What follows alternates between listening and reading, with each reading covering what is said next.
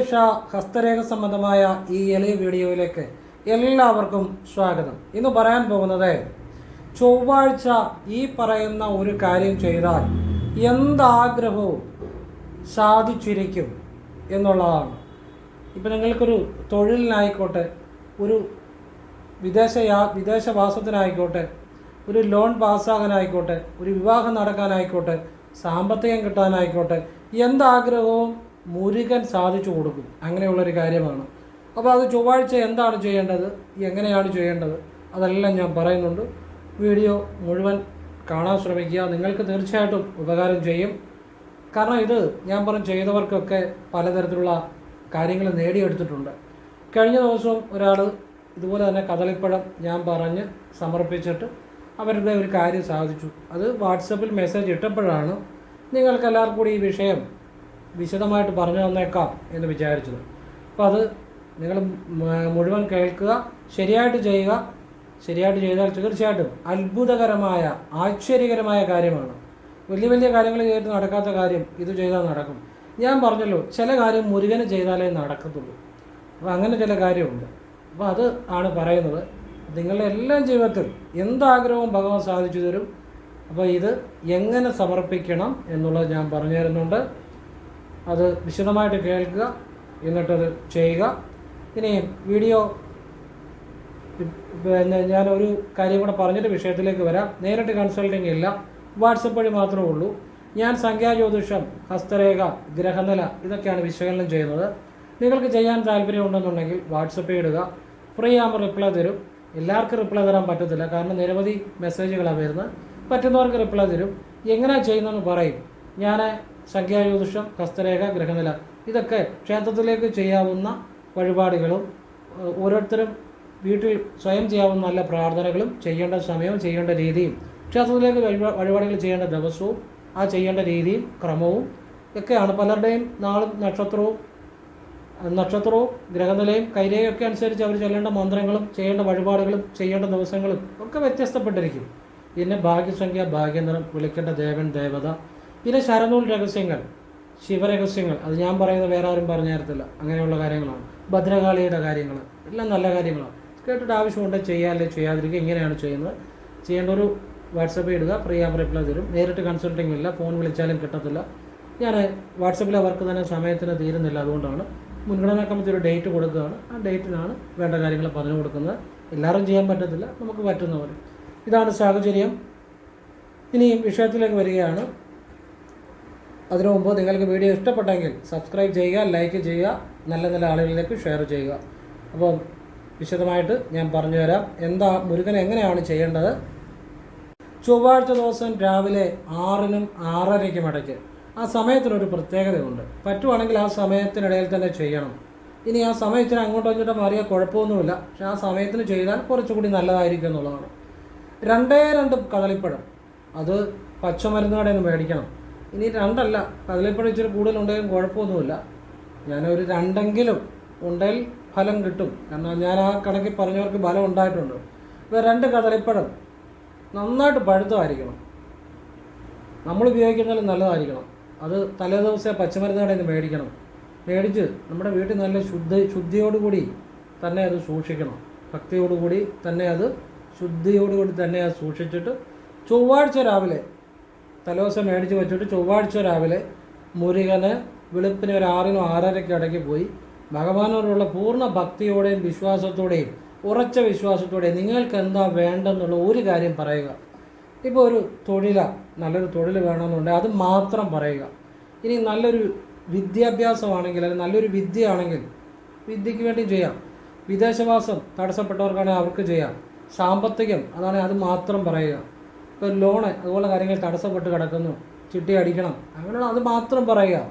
വിവാഹക്കാര്യം, ഈയിടെ വിവാഹം ഞാൻ ഈ കദളിപ്പഴം വെച്ച ഒരാളുടെ നടന്നു.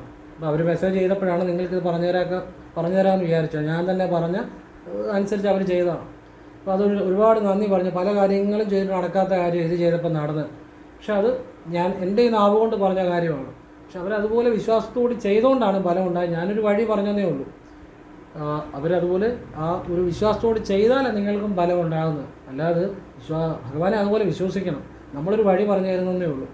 അപ്പോൾ ഏത് കാര്യത്തിനു വേണ്ടിയും ഒരു കാര്യം മാത്രം പറയുക, അത് പറഞ്ഞ് നന്നായിട്ട് ഭഗവാനിൽ ഉറച്ച വിശ്വാസത്തോടു കൂടി ഭക്തിയോടുകൂടി. മുരുകൻ എപ്പോഴും ഒരു സത്യമുള്ളവരെ മുരുകൻ സംരക്ഷിച്ചിരിക്കും. അത് മുരുകൻ്റെ ഒരു രഹസ്യമാണ്. നിങ്ങളുടെ മാനസിക ശുദ്ധ നന്മയോടുകൂടി ഭഗവാനെ നടക്കി വെക്കുക. വെച്ച് കഴിഞ്ഞ് നിങ്ങൾക്കത് നേദിച്ചു മേടിക്കുക, അത് കഴിക്കുക, അതൊക്കെ ചെയ്യാം, അല്ലെങ്കിൽ ആർക്കെങ്കിലും കൊടുക്കുക, ഒക്കെ ചെയ്യാം. പക്ഷെ അത് വെച്ച് കഴിഞ്ഞ് പിന്നെ അതിനെക്കുറിച്ച് ചിന്തിക്കരുത്. ഈ കാര്യം നടക്കുമോ, എങ്ങനെ നടക്കും, അങ്ങനെ ചിന്തിക്കരുത്. അങ്ങനെ ചിന്തിച്ചാൽ ഫലം കിട്ടത്തില്ല. വെച്ച് കഴിഞ്ഞാൽ നമ്മുടെ ഭാഗം കഴിഞ്ഞു, ബാക്കി ഭഗവാനാണ് തീരുമാനിക്കുന്നത് എങ്ങനെയാണ് നിങ്ങളുടെ കാര്യം പരിഹരിക്കണമെന്നുള്ളത്. അവിടെ വിശ്വസിച്ചാൽ അത് വിശ്വസിച്ചവരുടെയാണ് കല്യാണം നടന്നതെന്നൊക്കെ പറഞ്ഞത്. ഏത് കാര്യത്തിനും ചെയ്യാം. അപ്പോൾ ഇത് ചൊവ്വാഴ്ചകളിൽ സാധിക്കുന്ന പോലെ ആവർത്തിക്കണം. കാരണം എന്നാന്ന് ചോദിച്ചു കഴിഞ്ഞാൽ ചിലർക്ക് ചിലപ്പോൾ ഒരു തവണ ചെയ്താൽ ഫലം ഉണ്ടാകും, ചിലർക്ക് ചിലപ്പം കൂടുതൽ ചെയ്യേണ്ടതായിട്ട് വരും. അത് എത്ര തവണ ചെയ്യുന്നു എന്നുള്ളതല്ല, നമ്മൾ ചെയ്യുമ്പോൾ എപ്പോഴാണ് ഭഗവാനിൽ നമ്മുടെ മനസ്സ് പൂർണ്ണമായിട്ടും ചൊല്ലുന്നത്, അപ്പോഴാണ് നമ്മുടെ കാര്യം നടക്കുന്നത്. അത് ഓരോരുത്തരുടെ ഭക്തിയും വിശ്വാസം പോലെ ഇരിക്കും. അതുകൊണ്ടാണ് സാധിക്കുന്ന പോലെ ആവർത്തിക്കണമെന്ന് പറഞ്ഞത്. അപ്പം ഞാൻ മനസ്സിലായല്ലോ. അപ്പോൾ അത് ആവശ്യം പോലെ ചെയ്യുക. എൻ്റെ വാട്സപ്പിൽ ഏറ്റവും സാധിക്കുന്ന പോലെ ആവർത്തിക്കുക കേട്ടോ, അവൻ്റെ ആവശ്യം പോലെ ആവർത്തിക്കുക. എൻ്റെ വാട്സപ്പിൽ ഏറ്റവും കൂടുതൽ മെസ്സേജ് വരുന്നത്, സാറേ കടബാധ്യതയാണ്, കടമാണ്. മൊത്തം മെസ്സേജുകൾ അങ്ങനെയാണ്. അപ്പോൾ അത് സ്വാഭാവികമായിട്ടും അങ്ങനെ മെസ്സേജുകൾ വരും. പക്ഷേ എങ്കിലും ഞാൻ ഒരു കാര്യം അതിനുവേണ്ടി 1-2 കാര്യം എല്ലാവർക്കും വേണ്ടി പറഞ്ഞു തരാം. അതായത്, ഒന്ന്, നമ്മൾ ഈശ്വരവിശ്വാസം ഉറച്ചതായിരിക്കണം. 2, നമുക്ക് ഈശ്വരൻ തന്ന കഴിവ് പ്രയോജനപ്പെടുത്തണം. 3, നന്നായിട്ട് പരിശ്രമിക്കണം. 4, സന്തോഷമായിട്ട് നമ്മുടെ കഴിവ് പ്രയോജനപ്പെടുത്തി നമുക്ക് കടമുണ്ടാക്കി നമുക്ക് വീട്ടാനുള്ള കഴിവ് ഈശ്വരൻ തന്നിട്ടുണ്ട്. 2 ഉണ്ട്. ഒരു കഴിവ് മാത്രമല്ല, കടം ഉണ്ടാക്കാനുള്ള ഒരു കഴിവുണ്ടെങ്കിലും കടം വീട്ടാനുള്ള കഴിവ് നമുക്കുണ്ട്. നമ്മൾ ഒന്നിനെ കാണാതെ പോകുന്നതുകൊണ്ടാണ് നമുക്കത് ഒരു വലിയ തടസ്സമായിട്ട് തോന്നുന്നത്. നമ്മളെ കൊണ്ട് വിചാരിച്ചാൽ വീട്ടാൻ പറ്റും, അതിനകത്ത് സംശയമൊന്നും വേണ്ട. അപ്പോൾ അത് നമ്മൾ ചെയ്യേണ്ട ഞാൻ ക്ഷേത്രത്തിലേക്ക് ചെയ്യേണ്ട ചില കാര്യങ്ങൾ പറഞ്ഞുതരാം. അതായത്, തിങ്കളാഴ്ചകൾ രാവിലെ ഒരു 6-നും 6:30-ക്കും ഇടയ്ക്ക് ശിവക്ഷേത്രത്തിൽ നെയ്വിളക്ക്, ക്ഷേത്രത്തിൽ കിട്ടുന്ന 15-20 രൂപയുടെ നെയ്വിളക്ക്, അതാണ് ഉദ്ദേശിക്കുന്നത്, തെളിയിച്ച് ഭഗവാനോട് സാമ്പത്തികം മാത്രം പറയുക, ഉറച്ച വിശ്വാസത്തോടെ പറയുക. പിന്നെ നെയ്വിളക്ക് തെളിയിച്ചു ഇത് പറഞ്ഞു കഴിഞ്ഞ് പിന്നെ അതിനെക്കുറിച്ച് നെയ്വിളക്ക് വെച്ച് കഴിഞ്ഞാൽ അതിനെക്കുറിച്ച് ചിന്തിക്കരുത്. 4 തിങ്കളാഴ്ച പോലും ചെയ്തവർക്ക് സാമ്പത്തികം വന്ന അനുഭവങ്ങളുണ്ട്. അപ്പോൾ നിങ്ങൾ തിങ്കളാഴ്ചകൾ നിങ്ങളെക്കൊണ്ട് പറ്റുന്ന പോലെ ആവർത്തിക്കുക. ഭഗവാനിൽ മനസ്സ് ചെല്ലണം. അല്ലാതെ എത്ര തിങ്കളാഴ്ച ചെയ്താലും ഫലം ഉണ്ടാകണമെന്നില്ല. ഭഗവാനിൽ മനസ്സ് ചെന്നാൽ സാമ്പത്തികത്തിന് ഭഗവാൻ എന്തെങ്കിലുമൊക്കെ വഴി കാണിച്ചു തരും. ഇന്നുവരെ നമ്മൾ വെറുതെ ഇരിക്കരുത്, നമ്മളത് പ്രയോജനപ്പെടുത്തണം. നമ്മൾ കയ്യും കാലും ഇല്ലാത്തവർ പോലും അധ്വാനിച്ച് നമ്മുടെ ചുറ്റും ജീവിക്കുന്ന കാണാം. അപ്പോൾ അത് ഒരു വലിയ ഒരു കാര്യമാണ്. അപ്പം ജീവിക്കാനൊന്ന് ആഗ്രഹമുള്ളവർക്കെല്ലാം ജീവിക്കാൻ ഇവിടെ എല്ലാ സാഹചര്യവും ഉണ്ട്. നമ്മളൊന്നിനും പഴി പറഞ്ഞിട്ട് കാര്യമില്ല. നമ്മൾ പരിശ്രമിക്കുകയും കൂടെ ചെയ്യണം. പിന്നെ വെള്ളിയാഴ്ചകൾ അടുത്തുള്ള ഭദ്രകാളി ക്ഷേത്രത്തിൽ രാവിലെ 6-നും 6:30-ക്കും ഇടയ്ക്ക് അമ്മയ്ക്ക് ഒരു ചെമ്പരത്തിമാലയ്ക്ക് ചെമ്പരത്തിമാല തന്നെ അനുഭവമായിട്ട് കണ്ടിരിക്കുന്നത്. ചെമ്പരത്തിമാല ഇല്ല, അതില്ല, ഇതില്ല, അതൊന്നും കൊണ്ടേ നിങ്ങൾ ചെയ്യേണ്ട അത്രയേ ഉള്ളൂ. അതിന് പകരമൊന്നൊരു സംഭവമില്ല. ചെമ്പരത്തിമാല ചെയ്തവർക്കാണ് സാമ്പത്തികം, ഈ കാര്യങ്ങൾ ചെയ്തവർക്ക് ഈ നിലയിൽ ഉണ്ടായിട്ടുണ്ട്. അത് ഞാൻ പറഞ്ഞു കൊടുത്ത് ചെയ്ത അനുഭവമുള്ള അതെനിക്ക് പറയാൻ പറ്റത്തുള്ളൂ. അതിന് പകരമുണ്ടോ? ചെമ്പരത്തിമാല അവിടെ ഇല്ല, അതൊന്നും എനിക്കറിയില്ല. നിങ്ങൾക്ക് കൊണ്ടേ ചെയ്യുക. അപ്പം കടുംബായുസിന് രസീത് എടുക്കുക, അതേ ചെമ്പരത്തിമാല വയ്ക്കുക, സാമ്പത്തികം തന്നെ അമ്മയോട് പ്രാർത്ഥിക്കുക, ഭദ്രകാളി അമ്മയോട്, എന്നിട്ട് നടക്കി വെക്കുക. പിന്നെ അതിനെക്കുറിച്ച് ചിന്തിക്കരുത്. കുളമുള്ള ക്ഷേത്രമായിരിക്കണം, മലരുകൊണ്ട് മേനോട്ട് നടത്തുക. ഇത് വെള്ളിയാഴ്ചകൾ തോറും ആവർത്തിക്കണം. നിങ്ങളുടെ മനസ്സ് അമ്മയിൽ ചെല്ലണം, എങ്കിൽ മാത്രമേ ബലം കിട്ടത്തുള്ളൂ. അല്ലാതെ വെച്ചിട്ട് ഒരു കാര്യമില്ല, സമയം കളയാന്നുള്ളൂ. അങ്ങനെ ചെയ്യാമെന്നുണ്ടെങ്കിൽ ചെയ്യുക. അങ്ങനെ ആവർത്തിക്കണം. ചെയ്തവർക്ക് ഒരുപാട് സാമ്പത്തികം ഉണ്ടായ അനുഭവമുണ്ട്. ആവശ്യം പോലെ ചെയ്യുക. അങ്ങനെ 2 കാര്യമായി. ഇനി ഒരു കാര്യം കൂടെ പറയാം.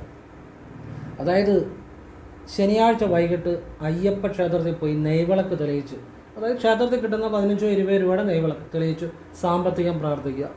ഇങ്ങനെ പ്രാർത്ഥിച്ചവർക്ക് അയ്യപ്പസ്വാമി വഴി കാണിച്ചു കൊടുത്ത ഒരുപാട് അനുഭവമുണ്ട്. അത് നിങ്ങൾക്ക് ആവശ്യം പോലെ ചെയ്യുക. പിന്നെ ഈശ്വരൻ തരുന്ന അവസരങ്ങളെ പ്രയോജനപ്പെടുത്തുക എന്നുള്ളതാണ്. അപ്പോൾ ഇത് ഒരുപാട് ജീവിതം മാറ്റിമറിച്ച കാര്യങ്ങളാണ്. അപ്പോൾ അത് ആവശ്യം പോലെ ചെയ്യുക. ഇപ്പോൾ ഒരു ലോൺ എടുത്താൽ നമുക്കറിയാം, ഇപ്പോൾ ലോൺ എടുത്തു കഴിഞ്ഞാൽ അത് വീട്ടണമെന്നറിയാം. അപ്പോൾ അത് വീട്ടാനുള്ളൊരു മാർഗം കൂടെ കണ്ടെത്തിയേ നമ്മൾ ലോൺ എടുക്കാൻ പോകാവുള്ളൂ. അല്ലാതെ ലോൺ എടുത്താൽ പൈസ കൊണ്ട് നമ്മുടെ കാര്യം കണ്ടു കഴിയുമ്പോൾ പിന്നെ ഏതാണ്ട് അത്ഭുതം നടന്ന പോലെ അയ്യോ എനിക്ക് ലോൺ അടയ്ക്കാൻ പറ്റുന്നില്ല എന്ന് പറയുന്നതിനകത്ത് വല്ല കാര്യമുണ്ടോ? ഒരു അത്ഭുതം നടന്ന പോലെ പറയുന്നത് എനിക്ക് ലോൺ അടയ്ക്കാൻ പറ്റുന്നില്ല. അത് അടയ്ക്കാൻ നിവൃത്തിയില്ലെങ്കിൽ എടുക്കാതിരിക്കുക എന്നുള്ളതല്ലേ അതിൻ്റെ ഒരു പ്രധാന കാര്യം. നമ്മൾ ആ പൈസ എടുത്ത് നമ്മളെ കാര്യം കണ്ടെച്ചിട്ട് നമ്മൾ അടയ്ക്കാൻ ബാധ്യസ്ഥരല്ലേ. അപ്പോൾ അതുകൊണ്ട് നമ്മൾ സത്യസന്ധമായിട്ട് മാത്രം ചിന്തിക്കുക. ലോൺ എടുക്കുമ്പോൾ മാത്രം നല്ല കാര്യവും ലോൺ അടയ്ക്കേണ്ട സമയത്ത് അതൊരു മോശം കാര്യവും അതിന് ഈശ്വരനെ കുറ്റം പറയുകയൊന്നും ചെയ്യരുത്. അത് നമ്മളുടെ ഉത്തരവാദിത്വം. നമുക്ക് അങ്ങനെ ഉണ്ടെങ്കിൽ നമുക്ക് അടയ്ക്കാമെന്നുണ്ടെങ്കിലേ ലോൺ എടുക്കാവുള്ളൂ. എന്നിട്ട് നമുക്ക് എന്തോ വലിയ ബുദ്ധിമുട്ട് സംഭവിച്ച പോലെ നമ്മളിങ്ങനെ അയ്യോ എനിക്ക് ലോൺ അടയ്ക്കാൻ നിവൃത്തിയില്ല എന്ന് പറയുന്നതിനകത്ത് അർത്ഥമില്ല. നമ്മൾ അധ്വാനിച്ചാലേ ലോൺ അടയ്ക്കണം. ഞാൻ പറഞ്ഞല്ലോ, ഞങ്ങളൊക്കെ ബുദ്ധിമുട്ടുകളിലൂടെ കടന്നു വന്നവർ തന്നെയാണ്. വീടിൻ്റെ ജപ്തി നോട്ടീസ് വന്നപ്പം ഞങ്ങൾ ആ വീട് വിറ്റ് ലോൺ അടച്ചു, എന്നിട്ടൊരു കുഞ്ഞു വീട് മേടിച്ച് മാറി. അത് നമ്മൾ ലോൺ എടുത്താൽ നമ്മൾ അടയ്ക്കാൻ ബാധ്യസ്ഥരാണ്. പിന്നെ നമുക്ക് അപ്പം ആ സമയത്ത് നമുക്ക് വീട് വിൽക്കാൻ പറ്റിയതൊക്കെ നമ്മൾ ഭദ്രകാളിക്ക് ഒരു വഴിപാട് ചെയ്ത ശേഷം അങ്ങനെ ഈശ്വരാധീനത്തിന് വേണ്ട കാര്യങ്ങൾ ചെയ്യണം. പക്ഷെ നമ്മൾ പ്രവർത്തിക്കുകയാണ് പ്രധാനം, നമ്മുടെ കഴിവ് വിശ്വസിക്കുകയാണ് പ്രധാനം. സന്തോഷമായിട്ട് നമ്മളെ ജീവിതത്തെ മുന്നോട്ട് പോകണം. ഞാൻ പറഞ്ഞില്ല, കയ്യും കാലിനും വയ്യാത്തവർ വരെ സന്തോഷമായിട്ട് അവരുടെ ജീവിതം കണ്ടെത്തുന്നുണ്ട്. അപ്പം നമ്മൾ അത് ചുറ്റും കണ്ണോടിച്ച് നോക്കണം. നമ്മൾ ഈ പരാതികൾ പറയാൻ വേണ്ടി മാത്രം നമ്മൾ ജീവിക്കരുത്. അത് ദൈവത്തിനോടുള്ള ഒരു നന്ദികേടാണ്. നമുക്ക് ഈശ്വരൻ ആരോഗ്യം തന്നിട്ടുണ്ട്, ബുദ്ധി തന്നിട്ടുണ്ട്, കഴിവ് തന്നിട്ടുണ്ട്, അതൊക്കെ പ്രയോജനപ്പെടുത്തണം.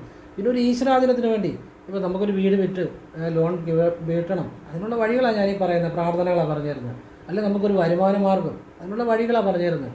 വരുമാന മാർഗം നമുക്ക് കിട്ടിക്കഴിഞ്ഞും ജോലിക്ക് പോകാതിരുന്ന് ലോണ അല്ലെ കടവാന്ന് പറഞ്ഞ് വിഷമിച്ചിരിക്കുന്നത് അത് ശരിക്കും അങ്ങനെയുള്ള കാര്യങ്ങൾ ഒരിക്കലും ഈശ്വരന് നിരക്കുന്നതല്ല.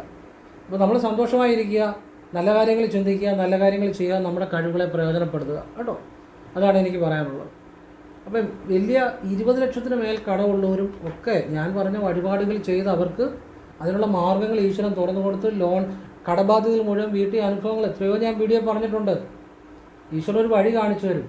പിന്നെ നമ്മൾ പ്രവർത്തിക്കുകയും കൂടെ വേണം. ഇതൊന്നും ഒരു ദിവസം കൊണ്ട് പറ്റുന്നതല്ല, ഇതൊന്നും അത്ഭുതങ്ങളല്ല. എന്തോ ഈ ഈശ്വരൻ വരുത്തി വെച്ചെന്നുള്ള രീതിയിലാണ് പലരും പറയുന്നത്. സാറേ എനിക്ക് കടമാണ്, ലോണാണ്. നമ്മൾ ആ പൈസ എടുത്ത് നമ്മൾ കാര്യം കണ്ടവരാണ്. അത് നമ്മൾ ചിന്തിക്കണം. അല്ല നമ്മൾ തന്നെ നമുക്ക് അടയ്ക്കാമെന്നുള്ള എഗ്രിമെൻറ്റിൽ ഒരു ലോണോ കാര്യങ്ങൾ എടുക്കുന്നതാണ്. ഒരു സുപ്രഭാതത്തിൽ അത് എന്തോ അത്ഭുതം നടന്ന പോലെ പറയരുത്. അപ്പം നമ്മൾ ആ സത്യസന്ധമായിട്ട് നമ്മുടെ കടമകൾ നിറവേറ്റുക. നമ്മളെടുത്തത് നമുക്ക് തന്നെ അടച്ചു തീർക്കാനുള്ള കഴിവുണ്ടായിട്ടാണ് നമ്മൾ എടുക്കുന്നത്. പിന്നെ നമ്മൾ മടി കൊണ്ടല്ലേ നമ്മളതിൽ ഒരു വൈമുഖ്യം കാണിക്കുന്നതുകൊണ്ടാണ് പലപ്പോഴും. അല്ലെങ്കിൽ ചിലപ്പോൾ നമുക്ക് മറ്റു ചിലവുകൾ വരുമായിരിക്കും. അതൊക്കെ കണക്കൂട്ടി വേണം ആദ്യം ചെയ്യാൻ. പിന്നെ നമ്മൾ അധിക വരുമാനം കണ്ടെത്തണം നല്ല കാര്യങ്ങളിലൂടെ. അതിനൊക്കെ ഈശ്വരാധീനത്തിന് വേണ്ട കാര്യങ്ങളാണ് ഞാൻ പറയുന്നത്. നമ്മൾ പിന്നെ പ്രവർത്തിക്കാനുള്ള നമ്മൾ തന്നെ പ്രവർത്തിക്കണം. ഇനി വേറൊരു കാര്യം കൂടെ പറഞ്ഞുതരാം. വഴിപാടുകൾ പെട്ടെന്ന് ഫലം കിട്ടാൻ വേണ്ടി നമ്മൾ കഴിവതും മറ്റുള്ളവരുടെ കുറ്റം പറയാതിരിക്കുക. നിങ്ങളൊരു 3 മാസം പരീക്ഷിച്ച് നോക്കിയേ. ഇപ്പം 4 പേര് കൂടുമ്പോൾ, അത് പുരുഷനാണേലും കൊള്ളാം സ്ത്രീ ആണേലും കൊള്ളാം, 4 പേര് കൂടുമ്പോൾ അയൽവക്കക്കാരൻ്റെ കുറ്റം, നാട്ടുകാരൻ്റെ കുറ്റം, വീട്ടുകാരൻ്റെ കുറ്റം, ഇതൊക്കെ പറയുന്നൊരു പ്രവണത നമ്മൾ കണ്ടുവരുന്നുണ്ട്. അപ്പം അത് കുറ്റം പറയുന്നവരോട് ചോദിച്ചാൽ അവർ പറയും, ഞാൻ കുറ്റമൊന്നുമല്ല പറയുന്നത്, ഞാൻ കാര്യമായിട്ടുള്ള കാര്യമല്ലേ പറയുന്നത്. അവൻ അതുവഴി പോയി, ഇവൻ ഇതുവഴി പോയി, അയാൾക്ക് ആ ജോലി കിട്ടി, അയാളുടെ ഭാര്യയല്ലേ അങ്ങനെ പോയി, ഇങ്ങനെ പോയി പറഞ്ഞു വരുമ്പോൾ അത് കുറ്റമാവും. നമുക്കൊന്നും അതിൻ്റെ ആവശ്യമില്ല. നമുക്ക് ഒരുപാട് കാര്യങ്ങളുണ്ട് ജീവിതത്തിൽ ചെയ്യാൻ. മറ്റുള്ളവരുടെ കുറ്റം പറയുമ്പോൾ മലിനപ്പെടുന്നത് നമ്മുടെ മനസ്സ് തന്നെയാണ്. അവർക്കൊന്നും പറ്റുന്നില്ല. നമ്പർ 1. നമ്പർ 2, അവരുടെ കർമ്മദോഷം കൂടെ നമ്മൾ വാങ്ങിച്ചെടുക്കുന്നത്. ഒന്നാമത് നമ്മുടെ കർമ്മദോഷത്തിന് തന്നെയാണ് നമ്മൾ അനുഭവിക്കുന്നത്. പിന്നെ വല്ലവൻ്റെ കർമ്മദോഷം കൂടെ വലിച്ചു വെക്കേണ്ട കാര്യമുണ്ടോ? ഇനി ഞാൻ പറഞ്ഞത് ശരിയാണോ ഇല്ലയോ എന്ന് നിങ്ങളൊന്ന് പരീക്ഷിച്ച് നോക്കുക. ഒരു 3 മാസത്തേക്ക് മറ്റുള്ളവരുടെ കുറ്റം പറയാതിരിക്കുക. ഒന്ന് പരീക്ഷിച്ച് നോക്കുക. എന്നിട്ട് ക്ഷേത്രത്തിൽ പോയി വഴിപാട് ചെയ്ത് നോക്കിക്കുക. നിങ്ങൾ പറയുന്ന കാര്യം അത് ഏത് ദേവനായാലും ദേവിയാണേലും നിങ്ങൾക്ക് സാധിച്ചു തരും. നിങ്ങളുടെ ജീവിതത്തിൽ വലിയ മാറ്റം വരും. ഈശ്വരൻ നിങ്ങൾ ജീവിക്കാനൊരു മാർഗം കാണിച്ചു തരും. നിങ്ങൾ രക്ഷപ്പെടും. ഒരു 3 മാസത്തേക്കൊന്ന് പരീക്ഷിച്ച് നോക്കുക.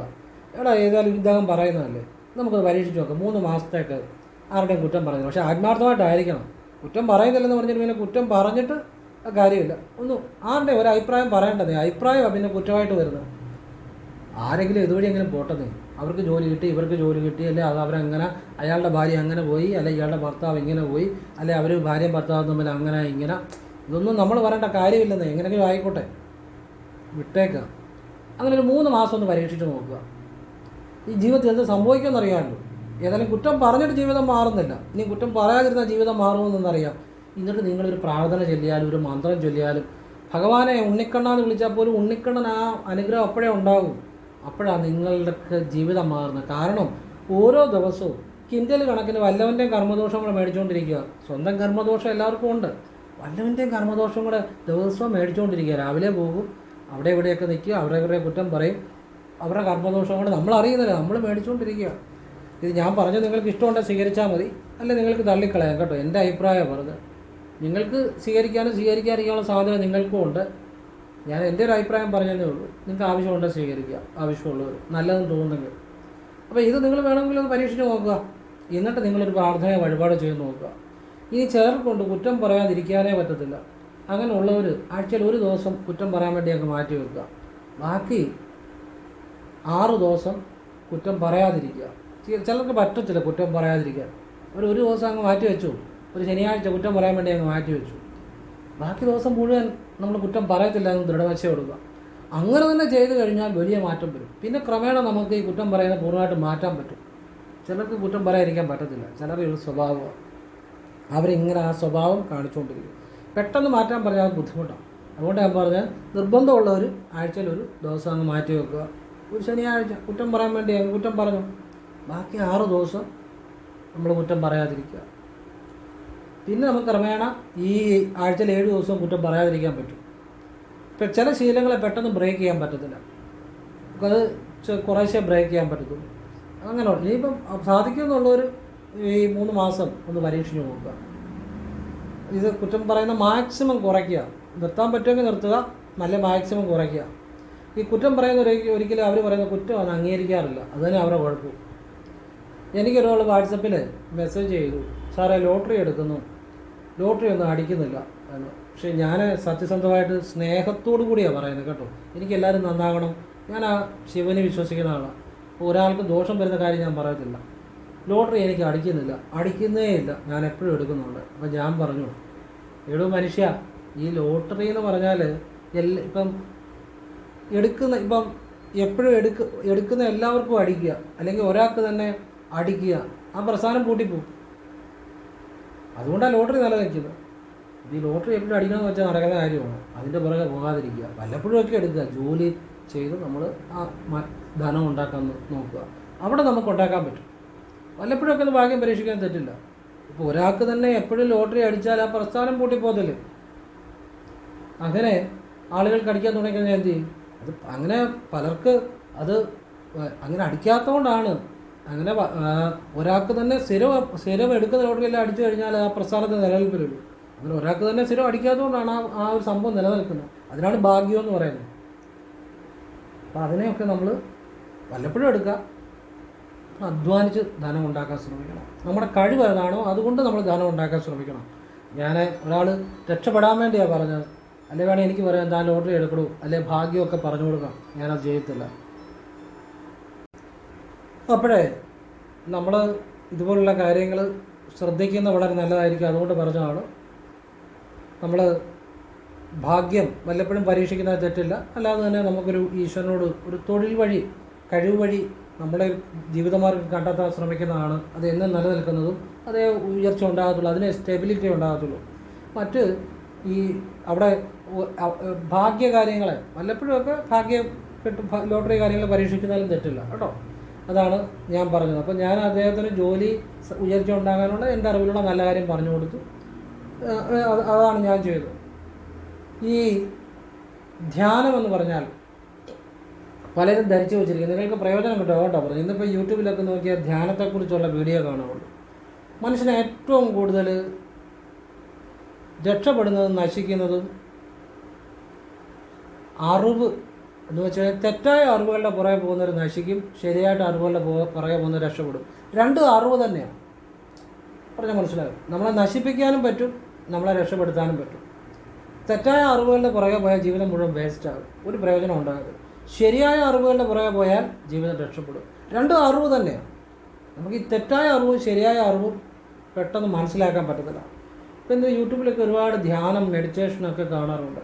ഒന്നും നല്ലതോ മോശമോ ഒന്നും അല്ല ഞാൻ പറയുന്നത്. ഞാൻ പറയുന്നത് നിങ്ങളൊന്ന് ശ്രദ്ധിച്ചു കേൾക്കുക. നിങ്ങളത് നിങ്ങളുടെ അനുഭവത്തിലൊന്ന് നോക്കുക. നല്ലതാണെങ്കിൽ നിങ്ങൾ ഫോളോ ചെയ്യുക, ഇല്ലേ വിട്ട്. ധ്യാനമെന്ന് പറഞ്ഞാൽ ഞാൻ ധ്യാനം ചെയ്യാനിരിക്കുന്നു, അല്ലെ ഞാൻ പ്രിപ്പറേഷനോടുകൂടി ധ്യാനം ചെയ്യാനിരിക്കുമ്പോഴല്ല ധ്യാനം സംഭവിക്കുന്നത്. യഥാർത്ഥ ധ്യാനം സംഭവിക്കുന്നത് ഇപ്പം ഞാനിരിക്കുമ്പോഴും ഒക്കെ ഈ സമയങ്ങളിൽ നമ്മുടെ മനസ്സിലൊരു ശൂന്യത ഉണ്ടാകും. അതായത് ഞാനിപ്പോൾ ഇങ്ങനെ ഇരിക്കുന്നു, ഇപ്പോൾ സമയങ്ങളിൽ ഇടയ്ക്കിടയ്ക്ക് മനസ്സിലൊരു ശൂന്യത വരും. ആ ശൂന്യം വരുന്ന സമയത്ത് നമ്മൾ ഉള്ളിലൊന്ന് മനസ്സ് ശ്രദ്ധിച്ച് നിങ്ങൾക്ക് ഇഷ്ടമുള്ള ദേവനെ അല്ലെ ദേവിയെ വിളിച്ച് ഒന്ന് ശ്രദ്ധിച്ചിരിക്കുക. ആ ധ്യാനമാണ് നിങ്ങളുടെ ജീവിതം മാറ്റും. എന്ന് വെച്ചാൽ ധ്യാനം സംഭവിക്കുന്നത് ഞാൻ ധ്യാനിക്കാൻ വേണ്ടി ഇരിക്കുന്നു, ആ പ്രിപ്പറേഷനോടുകൂടി ധ്യാനം ചെയ്യുമ്പോഴല്ല, ഓട്ടോമാറ്റിക്കായിട്ട് നമ്മൾ ഇരിക്കുമ്പോഴൊക്കെ നമ്മുടെ മനസ്സ് ഇടയ്ക്കിടയ്ക്ക് മനസ്സിലൊരു നിഷ്കളങ്കത അല്ലെങ്കിൽ ശൂന്യത അനുഭവപ്പെടും. ആ സമയത്ത് ഉള്ളിലേക്ക് ശ്രദ്ധിച്ച് നിങ്ങൾ ഇഷ്ടദേവൻ്റെ അല്ലെ ദേവിയുടെ അല്ലെങ്കിൽ ഗുരുവിൻ്റെ ആദ്യം നാമം ജപിച്ച് ജസ്റ്റ് ഒന്ന് കണ്ണടച്ച് സെക്കൻഡുകൾ മതി ഒന്ന് ലയിച്ചിരിക്കുക. ഈ ശീലം ഇടയ്ക്കിടയ്ക്ക് വളർത്തിക്കൊണ്ട് വരിക. ഇത് പലതവണ ചെയ്യാം. ഫ്രീ ആയിട്ടിരിക്കുമ്പോഴേ ചെയ്യാവുള്ളൂ. ഒരു ജോലിക്കിടയിലോ അല്ലെങ്കിൽ ഒരു റോഡ് ക്രോസ് ചെയ്യുമ്പോഴോ അങ്ങനെ പ്രവർത്തികൾക്കിടെ ചെയ്യരുത്. ഫ്രീ ആയിട്ട് നിങ്ങൾ വീട്ടിലോ ഓഫീസിലോ സ്വസ്ഥമായിട്ട് ഇരിക്കുമ്പോൾ ഇടയ്ക്കിടയ്ക്ക് ഇത് പ്രാക്ടീസ് ചെയ്യുക. അങ്ങനെ നിങ്ങൾക്കുള്ളിൽ ലയിക്കാൻ പറ്റിയാൽ അതാണ് യഥാർത്ഥ ധ്യാനം. പറയാൻ മനസ്സിലായോ?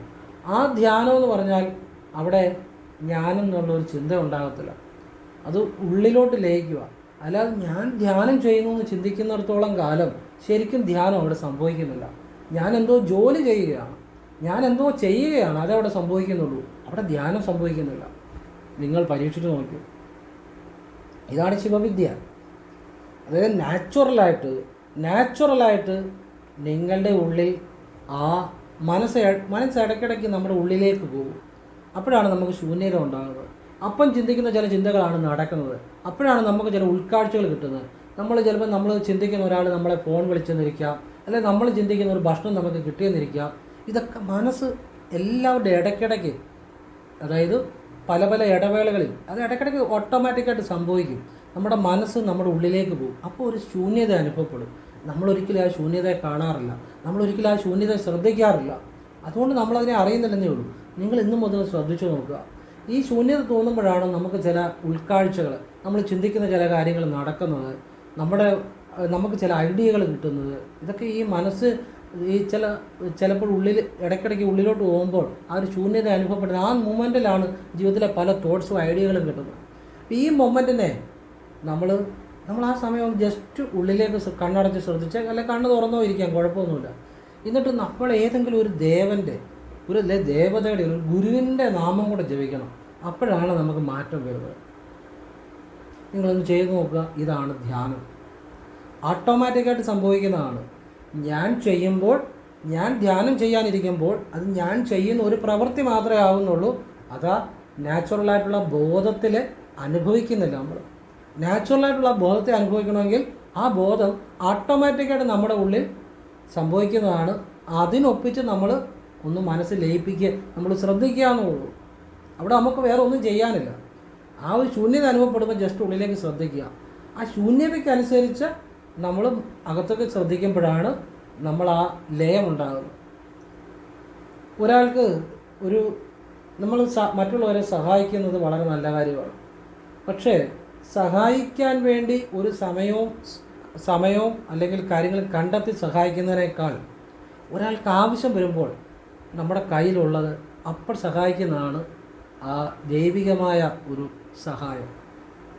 നമ്മളിപ്പോൾ ഒരാളെ സഹായിക്കണം, നമ്മുടെ കുറേ പൈസയൊക്കെ ഉണ്ടാക്കി അതിനുവേണ്ടി നമ്മൾ മാറ്റി വെച്ചു.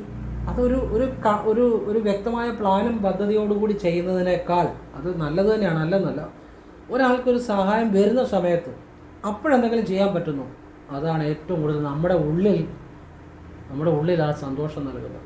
ഇതെല്ലാം നാച്ചുറലായിട്ട് സംഭവിക്കണം. ഇതെല്ലാം നമ്മൾ ക്രിയേറ്റ് ചെയ്യുമ്പോൾ അതിനൊക്കെ ഒരു പർപ്പസ് വരും, അതിനൊക്കെ ഒരു ലക്ഷ്യമുണ്ട്. അത് നമ്മൾ ക്രിയേറ്റ് ചെയ്യുന്നതെല്ലാം നമ്മൾ ചില കാര്യങ്ങൾ ഒരു ലക്ഷ്യത്തോടു കൂടിയാണ്. ഈ ഉള്ളിലുള്ള ആ ഒരു ആന്തരിക സന്തോഷം എന്ന് വെച്ചാൽ അതിന് ലക്ഷ്യമൊന്നുമില്ല, അതൊരവസ്ഥയാണ്. അതാണ് ശരിക്കുമുള്ള ഈശ്വരൻ. എൻ്റെ ചില അഭിപ്രായങ്ങളും അറിവുകളും പറഞ്ഞു. നിങ്ങൾക്ക് ഇഷ്ടമുണ്ടെങ്കിൽ സ്വീകരിക്കുക, അല്ല തള്ളിക്കളയുക. എല്ലാവരെയും ഈശ്വരൻ അനുഗ്രഹിക്കട്ടെ. ഓം കൃഷ്ണായ നമഃ. ശിവോഹം.